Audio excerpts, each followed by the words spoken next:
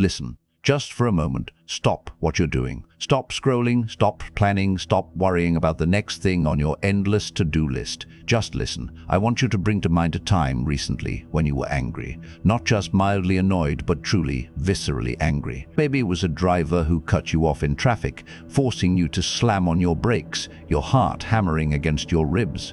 Maybe it was a comment someone made about you online, a casual, cruel remark from a stranger hiding behind a keyboard.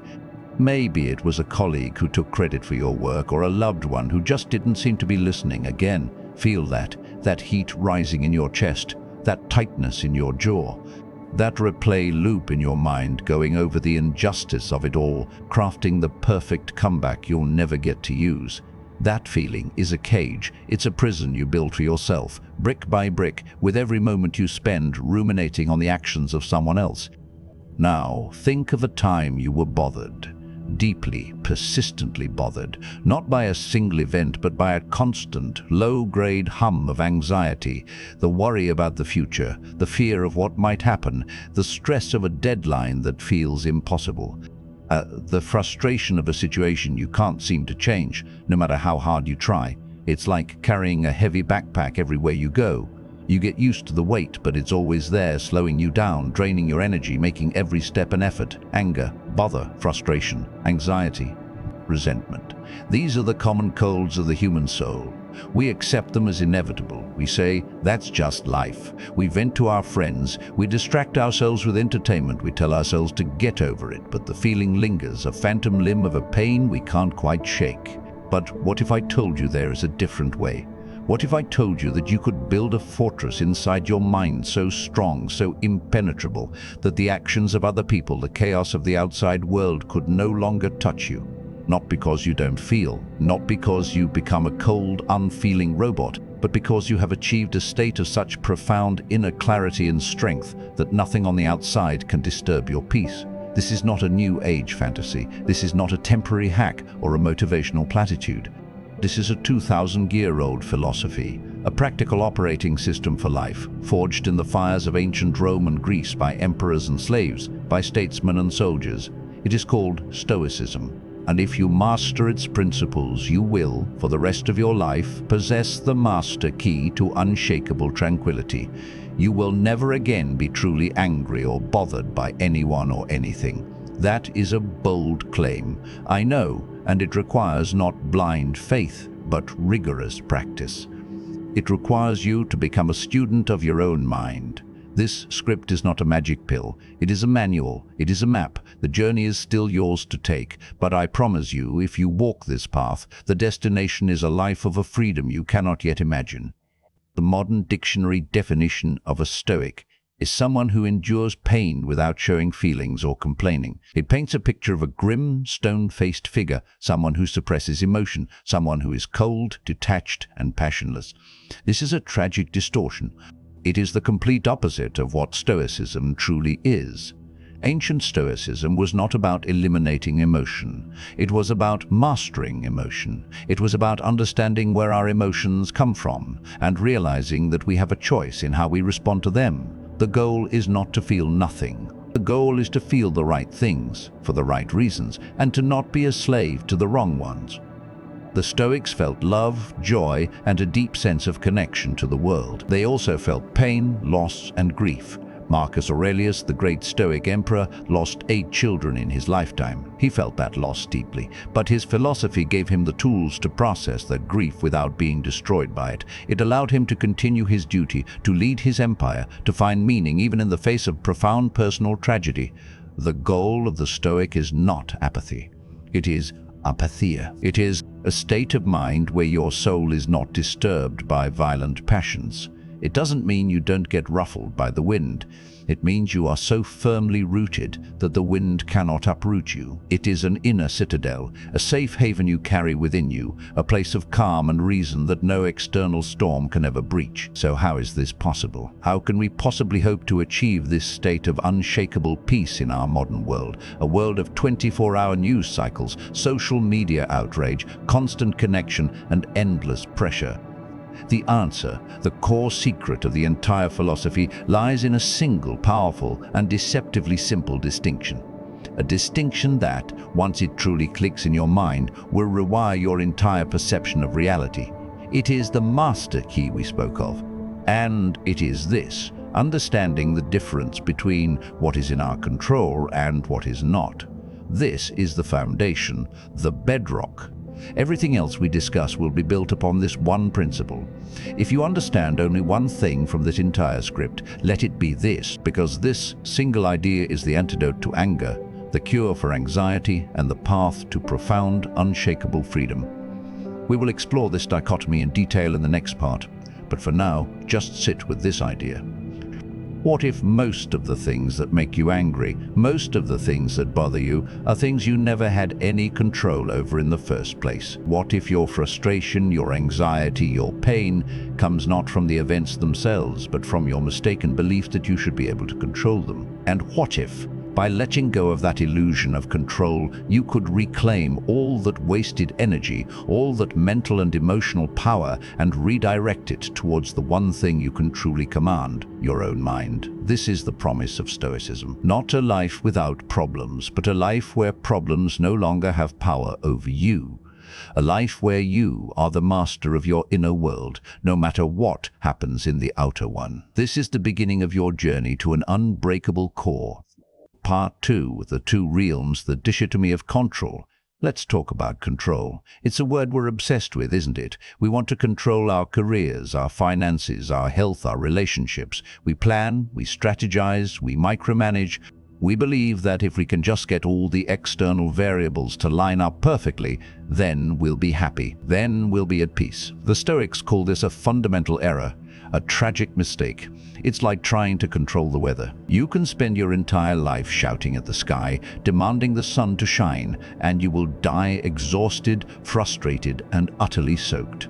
The first and most crucial teaching of Stoicism, articulated most clearly by the former slave Epictetus, is the dichotomy of control.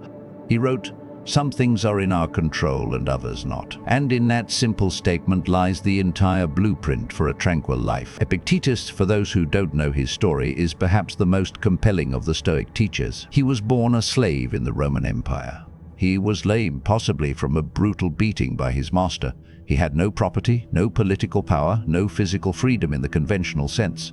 And yet, people from all over the Roman world, including powerful senators and future emperors, came to sit at his feet and learn from him. Why? Because he possessed a freedom that they, with all their wealth and power, lacked. He was free internally. He was the master of his own mind. And he taught them that everything in existence can be sorted into two distinct categories, two realms. Realm 1, things that are within our control. What belongs here? It's a surprisingly short list. Our own thoughts, our own judgments, our own beliefs, our own desires and aversions, our own actions, our own character. That's it. That is the complete list. This is your kingdom, your sovereign territory. It is the only place in the universe where you are undisputed ruler. You get to choose what you think. You get to choose how you interpret an event. You get to choose whether you tell the truth, whether you tell the truth. You get to choose to be kind or to be cruel. You get to choose to act with courage or with cowardice. You get to choose what you value, what you aim for. This is the inner world, the world of your own volition. Listen carefully. Your opinions are in your control. Your impulses are in your control. Your desires are in your control. Your aversions are in your control. In a word, whatever are your own actions belong to you. Everything else, to some degree or another, is beyond your full final control. Realm 2. Things that are not within our control. This list, as you can imagine, is almost infinitely long. Our body and its health, our reputation and what other people think of us, our property, wealth, and possessions, our status in the world, the actions of other people, the actions and even the existence of other people, the weather, the economy, the past, the future, the fact that we will all one day die. This is the outer world, the world of externals. It is a vast, chaotic, and unpredictable place, and it is the source of virtually all of our suffering. Epictetus used a powerful analogy to illustrate this. He said, imagine you are at a bathhouse. Someone is splashing water, or pushing, or being noisy. If you remind yourself, I came here to bathe, to get clean, and this is part of the experience of a public bath, you will remain unbothered. But if you say, I came here to bathe in peace and quiet, and this person is ruining my experience, you will become angry and frustrated. The external event, the splashing, is the same in both scenarios. The only thing that changed was your judgment about it, your expectation. We suffer, Epictetus taught, not because of the events themselves, but because of our judgments about them. When we are angry, we are not angry at the thing itself. We are angry at our belief that the thing should not have happened. When we are anxious, we are not anxious about the future itself. We are anxious about our belief that the future must turn out a certain way for us to be happy. This is the single most important reframe you will ever learn. Think about the last time you were truly angry.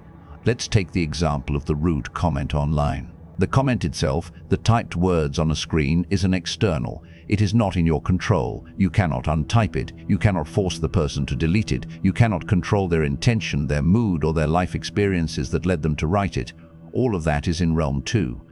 What is in realm 1? Your reaction. You can choose to interpret it as a devastating attack on your character. You can choose to feel hurt, to fire back with an equally angry comment, to spend the next hour obsessively checking for more replies. This is the path of suffering, and this is the Stoic path. You can choose to judge it differently. You can see the comment for what it is, a fleeting collection of pixels produced by a stranger you will never meet, who is likely acting out of their own ignorance, pain, or insecurity. You can see it as an opportunity to practice your own patience. You can see it as a test of your inner citadel. You can choose to feel a flicker of pity for the person and then simply move on. You can close the app. You can go for a walk. You can choose to focus your mental energy on something you actually control, like your work or your family or your own peace of mind. The comment didn't make you angry. Your judgment that the comment was an intolerable injustice that required your emotional energy, that is what made you angry. Let's take a more serious example. You are laid off from your job. This is a major life event. It is an external. It is, in that moment, firmly in realm 2. You cannot control the company's decision. You cannot control the economy. You cannot control the fact that you now have no income. The first, non-Stoic reaction is panic, despair, rage. This is unfair. My life is ruined. How could they do this to me? This reaction comes from judging the event as a catastrophe, a personal failure, a disaster. It creates immense suffering. The Stoic reaction is different. It acknowledges the reality of the situation without adding a layer of catastrophic judgment. I have been laid off. This is a fact. It is unfortunate and it presents challenges, but my job was an external. It was never truly mine to keep. My security does not lie in a company. My security lies in my own ability to reason, to adapt, and to act. Now, the focus shifts instantly to what is in your control. You can control how you spend your time today. You can control updating your resume. You can control reaching out to your network. You can control learning a new skill. You can control your attitude as you go into interviews. You can control seeing this not as an end, but as a potential beginning, a forced redirection. The external event is the same. The layoff happened. But the response, the inner world of the Stoic, is one of calm, focused action, not frantic, paralyzing despair. This is where true power lies. This is the practice. It is a moment-to-moment continuous sorting process. Like a mental air traffic controller, you are constantly directing your thoughts and energy. Is this thought about something I can control? Yes. Then engage, act. Is this worry about something I cannot control? Yes, then release it, let it go. It is not your concern. This sounds simple, but it is the most difficult work you will ever do, because your ego, your habits, your entire social conditioning will fight you on this. We are taught to care deeply about our reputation. We are taught to seek external validation. We are taught to believe that our happiness depends on our circumstances. The Stoic path demands that you go against the grain of all of that. It demands that you find your treasure, your sense of self-worth, your source of joy, entirely within. So here is your first and most important practice. For the rest of today, and for every day you can remember after this, practice this mental sorting. When you feel a surge of negative emotion, anger, frustration, anxiety, jealousy, pause. Take a breath and ask yourself this one simple question: is this thing I'm reacting to in my control or not? Be brutally honest with yourself. If it's not in your control, then your only rational, sane, and productive response is to accept it. Not to like it, not to approve of it, but to accept it as a fact of reality, like the rain. You don't get angry at the rain, you take an umbrella. This is the beginning. This is the foundation of the unbreakable core. By understanding and living this dichotomy, you stop trying to control the uncontrollable. You stop wasting your energy on a battle you can never win. And you pour all of that precious, reclaimed energy into the one realm where it actually makes a difference. Your own mind, your character, your actions. This is where you build your fortress, one decision, one judgment at a time. And as you build, you will find that the storms of the outside world can rage all they want. You, inside your inner citadel, will remain untouched, unbothered, free. Part 3. The Stoic Arsenal. Practical tools for an unbothered life. Understanding the dichotomy of control is like knowing the theory of how to swim. You understand the physics of buoyancy and propulsion, but until you get in the water and start practicing the strokes, you're still going to sink. We've laid the foundation. Now it's time to build the house. The Stoics were not armchair philosophers. They were pragmatists. They developed a set of mental exercises, daily practices, designed to train the mind, to strengthen the inner citadel, and to make living according to philosophy second nature. These are not abstract ideas. They are tools, hammers and chisels for the mind. And in this part, we're going to add them to your arsenal. I want you to think of these not as things to just listen to, but as things to do. Your life will not change by passive consumption. It will change by active practice. Tool 1. The view from above. This is perhaps the most powerful and transformative visualization exercise in all of Stoicism. It's designed to shatter your ego, to put your personal problems into a cosmic perspective, and to reconnect you with humanity and the natural world. Here, you can do this sitting, lying down, or even walking. Find a quiet moment where you won't be disturbed. Close your eyes, take a few deep, slow breaths, feel the air enter your lungs and then leave. Now begin to imagine yourself rising up. Detach from your body. See yourself sitting there in your room or in your car or on the train. See the top of your head, your shoulders, the space around you. Now rise higher. You are floating up through the ceiling of your room. You see your house, your apartment building. You see the roof, the yard, the street. You see the cars driving by, tiny specks. You see your neighbors walking their dogs, completely unaware of your observation. Rise higher still. You are now hundreds of feet in the air. You see your entire neighborhood, the grid of streets, the patches of green in the parks, the other houses. You see the flow of life, people coming and going, each one of them with their own worries, their own hopes, their own problems that feel just as big to them as yours do to you. Continue to rise. You are now looking down on your entire town or city. You see the sprawling layout, the clusters of buildings, the highways like arteries. You see the movement of thousands, tens of thousands of lives. The scale is immense. Your individual house, your individual street is now just a tiny, indistinguishable part of a massive living organism. Rise higher. You are in space now, looking down at the continent. You see the coastlines, the mountain ranges, the Great Plains.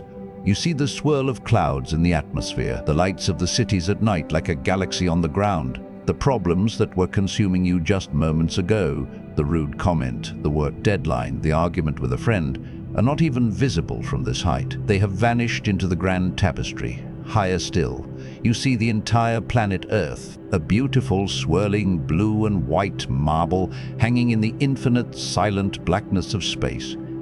You see the continents, the oceans, the weather patterns. You think about the billions of people living down there right now. Every single one of them fighting their own battles, seeking their own joy, living out their brief, flickering moment of consciousness. You are one of them, a single transient cell in this great planetary body. And now, pull back even further if you can.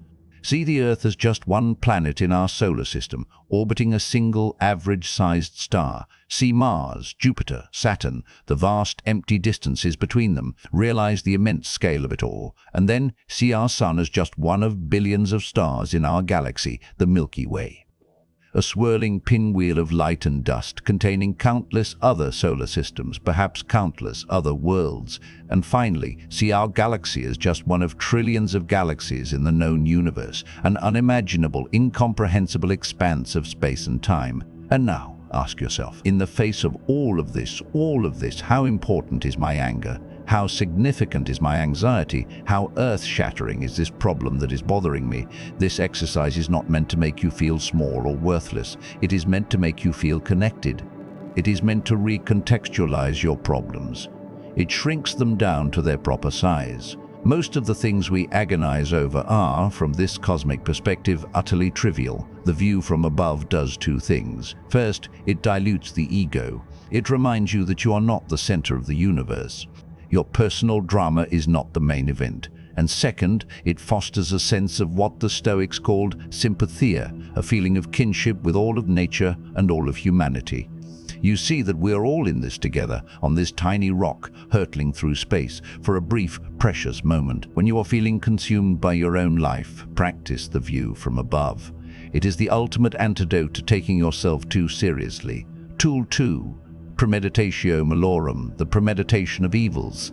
This sounds grim, I know. It sounds like pessimism. Why would you want to spend your time thinking about bad things? But this is perhaps the most misunderstood and most liberating of all Stoic practices. It is not about being negative. It is about being prepared. The idea is this. Spend a few minutes each day or before any important event, imagining in vivid detail everything that could possibly go wrong. You're going on a trip. Imagine your flight is delayed, your luggage is lost, the hotel room is not what you expected, it rains the entire time. You get sick, you have a big presentation at work, imagine the projector breaks, your key stakeholder doesn't show up, people ask hostile questions, you forget your lines, the technology fails, you're going on a first date. Imagine the conversation is awkward, you spill food on yourself, you have nothing in common. They don't laugh at your jokes. This sounds like a recipe for anxiety, but stay with me. The point is not to dwell on these possibilities or to expect them to happen. The point is to prepare yourself mentally and emotionally for them. When you imagine these things in advance, you are doing two crucial things. First, you are mentally rehearsing your response. If the flight is delayed, what will you do? You'll have a book. You'll find a quiet corner and catch up on emails. You'll practice patience. If the projector fails, what will you do? You'll have it on a USB drive as a backup. You'll be prepared to speak without slides, focusing on your core message. You've already thought it through, so if it happens, you're not thrown into a panic. You pivot, you adapt. You'll remain in control of your own reaction. Second, and more importantly, you are practicing gratitude for what you actually have. Seneca said, "He who has learned to die has unlearned slavery." In the same way, he who has contemplated the worst has unlearned the anxiety of what might be. When you visualize the loss of the things you value, you appreciate them more when you have them. When you imagine your luggage being lost, the moment you retrieve it from the carousel, pristine and intact, is a moment of genuine joy, not of relief. When you imagine your presentation going horribly, the moment it goes merely well is a success. When you imagine being alone, the moment you are with loved ones is filled with a deeper sense of presence and appreciation. Premeditatio Malorum is a psychological vaccine. You expose yourself to a weakened version of the virus, the thought of bad things, so that when the real thing hits, your immune system, your mind, is prepared. It doesn't knock you down. You've already been there in your mind. You've already accepted the possibility, and so you are free to act. This practice turns fear into a tool. It takes the vague, paralyzing anxiety of what if and turns it into a concrete, manageable plan. It strips the future of its power to intimidate you. You've already faced the worst-case scenario in your mind, and you've realized you can handle it. So, every morning, or before you embark on anything significant, take 5 minutes. Ask yourself, what is the worst that could happen? Imagine it, accept it, and then ask, if that happens, what will I do? You will walk through life not as a fragile optimist, hoping for the best, but as a resilient realist, prepared for anything. And that is a true source of unshakable confidence. Tool 3. Stoic Journaling. A conversation with your soul. Marcus Aurelius, the most powerful man in the world, emperor of Rome, commander of its armies, was also a prolific journaler.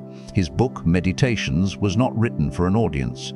It was his private notebook, his personal diary, a place where he wrote notes to himself, reminders of his principles and reflections on his day.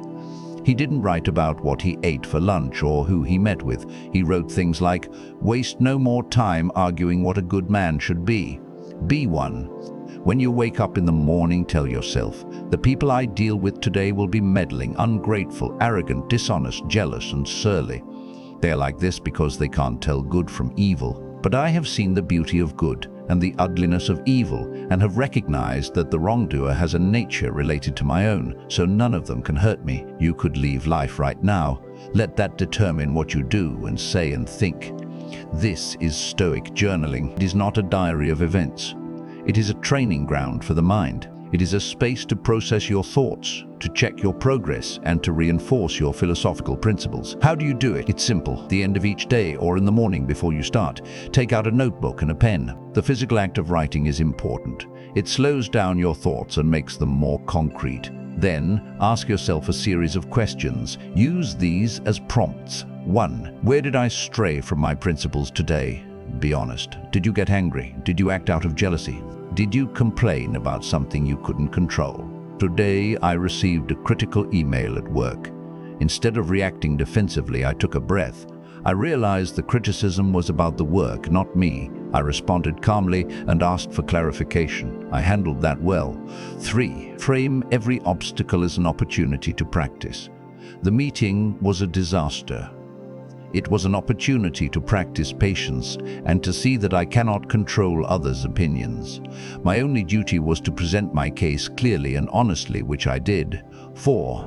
How could I have been a better person today? I am grateful for my health. I am grateful for the roof over my head. I am grateful for the conversation I had with my friend.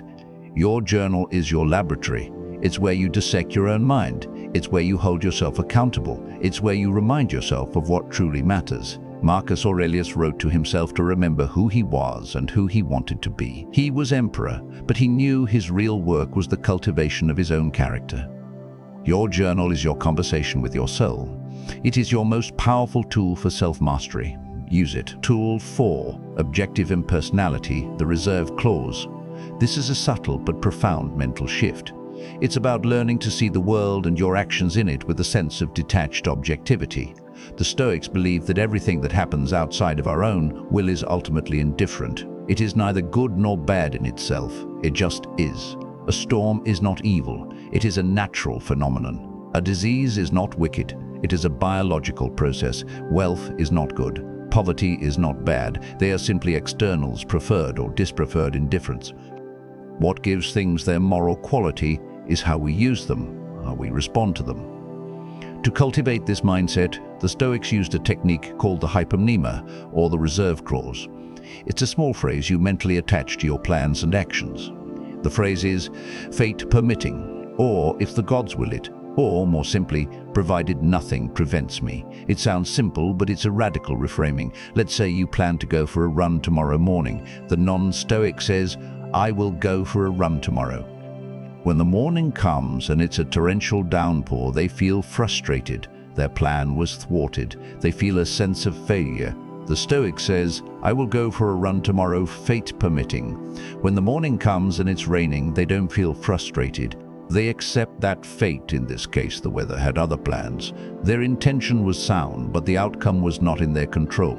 They are then free to adapt. Okay, it's raining. I will do my indoor workout instead. There is no internal conflict, no frustration. Just a calm acceptance of reality and a pivot to a new action. You can apply this to everything. I will have a productive meeting with my team, provided nothing prevents me. I will have a wonderful dinner with my family tonight, fate permitting. This practice does two things. It inoculates you against disappointment by constantly reminding you of the dichotomy of control. You are always aware that the final outcome is not up to you. And it frees you to focus on what is up to you, your effort, your intention, your character in the moment. You do your best, you act with virtue, and then you release the outcome to the universe. This is the essence of objective action. You are a player in the game, giving it your all, but you are not attached to the final score. You find your victory in the quality of your play. This is the path to serene action, to do what needs to be done without the crippling anxiety of needing it to turn out a certain way. You offer your effort up to the world with a quiet, internal, fate permitting. And in doing so, you achieve a state of profound, unshakable inner peace, regardless of the result. Part 4. The Stoic in the Arena, Applying the Wisdom to Modern Life. A philosophy is only as good as its application in the real world. It's easy to feel calm and philosophical when you're sitting in a quiet room listening to a script. The true test is when you are in the arena of life, when the emails are flooding in, the kids are screaming, the deadlines are looming, and the world feels like it's actively working against you. In this part, we're going to take the tools we've discussed and apply them directly to the specific modern challenges that cause us the most anger and bother. We will become the Stoic in the arena, dealing with anger and insults. Someone cuts you off in traffic. A colleague makes a passive-aggressive comment in a meeting. A stranger leaves a hateful comment on your social media. Your first instinct, the primal, mammalian part of your brain, screams for retaliation. You want to honk, to argue back, to fire off a vicious reply. This is the moment of choice. This is where the training kicks in. First, apply the dichotomy of control. The other person's action is not in your control. It has already happened. It is a fact. What is in your control? Your breathing, your grip on the steering wheel, your next thought, your next action. Second, use the view from above.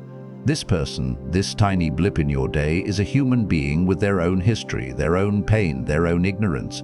Their anger is not about you. It is a reflection of their own inner state. To get angry at them is like getting angry at a dog for barking. It is in their nature in this moment.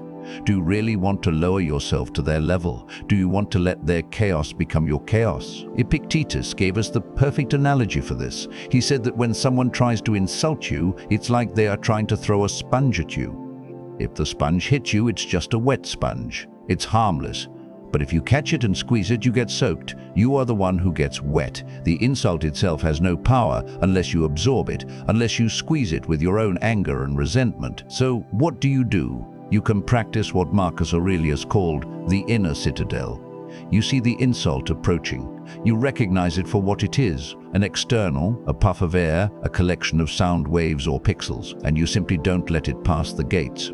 You observe it, you see its source, and you let it bounce off the walls of your fortress harmlessly. This doesn't mean being a doormat. It doesn't mean letting people walk all over you. The Stoic response is not weakness, it is the ultimate strength. It is the strength to not be provoked. If a response is necessary, it should come from a place of calm reason, not hot emotion. If a colleague is being disruptive, a Stoic response is not to yell, but to say calmly and firmly, "Let's keep the discussion focused on the topic at hand." If someone is spreading lies, the Stoic response is not to engage in a mudslinging match, but to correct the record with facts dispassionately and then move on. Your power lies in your ability to choose the reasoned response over the reactive one. Every time you choose reason, you are strengthening your inner citadel.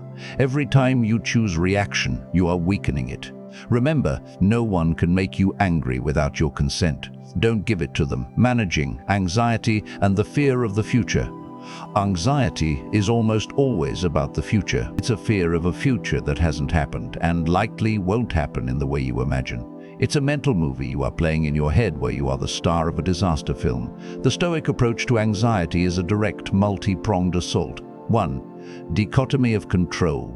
Is this future event I'm worrying about in my control? If it is, then stop worrying and start planning. Take the smallest possible step right now towards addressing it. Worry is a passive substitute for action. If it's not in your control, then worrying is the most illogical and wasteful of all human activities. It's like trying to pay a debt you don't owe by agonizing over it. It does nothing to solve the problem and everything to ruin your present moment. 2. Premeditatio Malorum. This is your primary weapon against anxiety.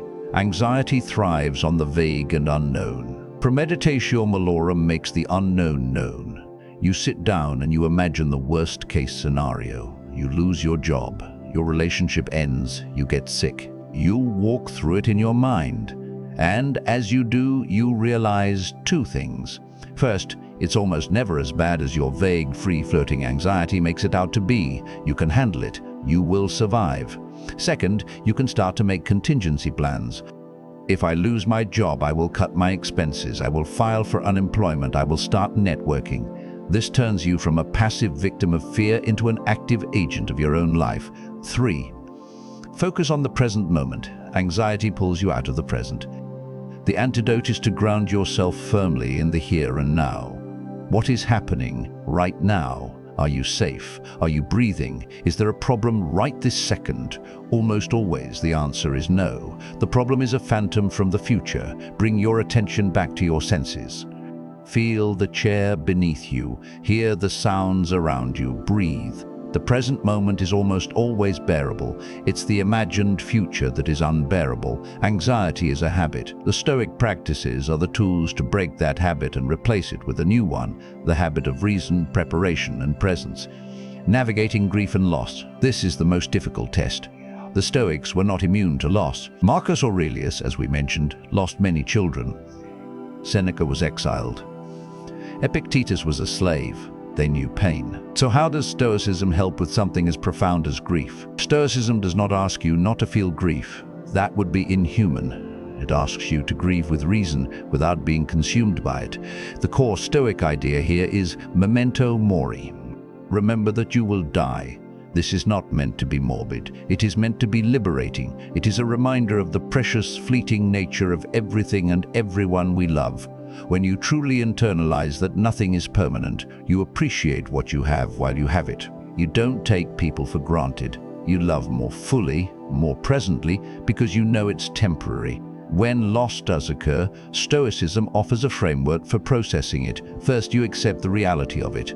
The person is gone. This is a fact. It is not in your control. Fighting this reality, wishing it were not so, is the source of immense, prolonged suffering. The Stoic accepts the fact, however painful. Second, you practice gratitude. You were lucky to have had that person in your life at all. The universe did not owe you their presence. It was a gift. For a time, you got to experience their light. Grief is the price of that love, and it is a price worth paying. But you can hold the gratitude and the sadness at the same time. Third, you honor their memory by living virtuously. The best way to honor someone you've lost is to embody the best qualities they loved in you. To be courageous, to be kind, to live a life of purpose. You carry their legacy forward in your actions. Finally, you remember the interconnectedness of all things, the sympathia we touched on with the view from above. We are all part of a vast natural cycle. We are born, we live, we die, and we are returned to the whole. It is a beautiful, natural process, not a tragedy. Grief is the natural human response to being separated from someone we love, but it is not a wound that needs to fester forever. It is a scar that reminds us of a love that was real. Stoicism doesn't erase grief. It gives you the strength to hold it, to learn from it, and to continue to live a meaningful life in its presence. Pursuing goals and success without attachment. We all have ambitions. We want to succeed in our careers, build something meaningful, achieve our goals. How do we do this without becoming attached to the outcome, without our happiness becoming dependent on external validation? This is where the reserve clause, fate permitting, becomes your daily mantra. You set a goal. I want to get this promotion. You then identify what is in your control and what is not. In your control, your performance at work, your effort, your attitude, your relationships with colleagues, your preparation for the interview, your character. Not in your control, the company's budget, the decision of the hiring manager. Whether another, more qualified candidate applies. The overall economic climate. Your job is to focus 100% of your energy on the things in your control. You become the best possible employee you can be. You work with diligence and integrity. You prepare meticulously. You do everything in your power. And then you let it go. You release the outcome. You tell yourself, I will do my absolute best to earn this promotion, fate permitting. If you get it, wonderful. You can feel a sense of satisfaction for a job well done. If you don't get it, you can also feel a sense of satisfaction for a job well done. You acted with virtue. You did your part. The outcome was not up to you. You can then learn from the experience, adapt, and move on to the next goal without your self-worth being shattered. This is the difference between ambition and anxiety. Ambition is focused on your own effort. Anxiety is focused on the result. The Stoic is ambitious but not anxious. They strive, but they are not desperate. They find their success in the striving, in the living of a virtuous life, regardless of the external rewards. This frees you to take risks, to be bold, to pursue your grandest visions, because your inner peace is not on the line. You are playing the game with joy and intensity, but you are not attached to the scoreboard. Part 5. To Unbothered Life, to Transformation. We have covered a great deal of ground. We have walked the path from the initial pain of anger and bother, through the foundational principle of the dichotomy of control, into the practical toolkit of the Stoic arsenal, and finally onto the battlefield of modern life. If you have truly listened, if you have begun to practice these principles, even in a small way, you will already feel a shift. A subtle change in your perception, a little more space between an event and your reaction, a little less weight on your shoulders. This is the beginning of the transformation. The Stoic life is not a destination you arrive at, it is a way you travel. It is a daily, moment-to-moment practice. It is the art of living. So what does this life, this unbothered life, actually look like? It is not a life without problems. That is a fantasy. The world will always be chaotic. People will still be difficult. You will still face setbacks, losses, and challenges. The difference is that these things will no longer have the power to break you. The unbothered life is a life of ataraxia, a state of serene calm, untroubled by the external world. It is the feeling of being a deep, still lake. The winds can blow, the rain can fall, but the depths of the lake remain undisturbed. It is a life of deep inner freedom. You realize that your true prison was never your circumstances, but your own mind. And you have found the key. You are free from the tyranny of other people's opinions. You are free from the fear of the future. You are free from the chains of your own past mistakes. It is a life of profound resilience. You are like the sturdy tree that bends in the storm but does not break. You have faced the worst in your mind through Premeditatio Malorum, so you know you can handle whatever life throws at you. You are an anti-fragile being. You actually get stronger from the shocks and stresses of life. It is a life of purpose and meaning. By focusing on what is in your control, your character and your actions, you naturally begin to live a more virtuous life. You become a better friend, a better partner, a better colleague, a better human being. You contribute to the world not because you seek praise, but because it is the right thing to do. You find your meaning not in what you get, but in what you give, and it is a life of joy. A deep, quiet and abiding joy that is not dependent on external circumstances. It is the joy of being present, the joy of appreciating the simple, miraculous fact of your own existence, the joy of a mind that is clear, a heart that is at peace, and a character that is your own. This is the promise of Stoicism. This is the freedom that awaits you. It is the freedom Marcus Aurelius sought, not on the battlefields of Germany, but in the quiet moments of reflection in his tent.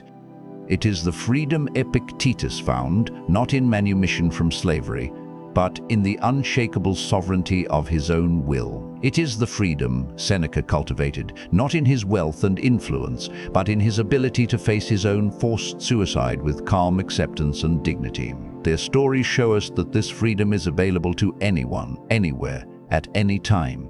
It is not dependent on your station in life. It is dependent only on your choice to begin the work. So, where do you go from here? The journey starts now. It starts with the very next thought you think, the very next judgment you make.